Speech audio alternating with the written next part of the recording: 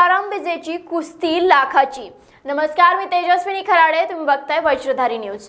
तुकाराम विजय निमित्त घोटी खुर्द येथे भव्य कुस्त्यांचे मैदान आयोजित करण्यात आले। गेल्या 100-125 वर्षाची परंपरा असलेला हा तुकाराम विजेचा सोहळा कुस्तीच्या मैदानाने अधिक दिमागदार होणार आहे।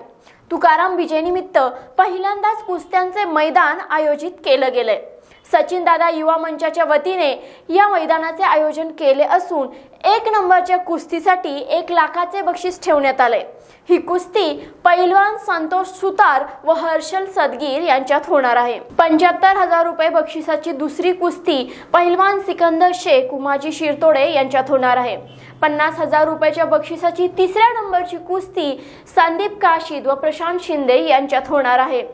पैलवान सागर गोरड, रवींद्र केरे, अभिजित मोरे, सागर काळेबाग, पैलवान किशोर पाटील, अक्षय मदने, अभिषेक देवकर, प्रवीण अपराय यांच्यात 4थ्या, 5व्या, 6व्या व 7व्या क्रमांकाची कुस्ती होणार आहे। यातील 4थे बक्षीस 41,000 रुपयाचे, 5वे बक्षीस 35,000 रुपयाचे, 6वे बक्षीस 30,000 तर 7वे बक्षीस 21,000 रुपयाचे ठेवण्यात आले।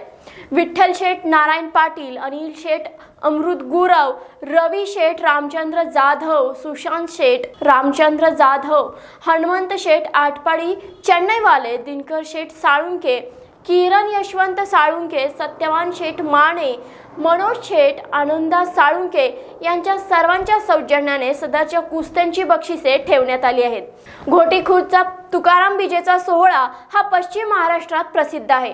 विजय निमित्त कुस्तीचे मैदान पहिल्यांदाच भरवले जाते।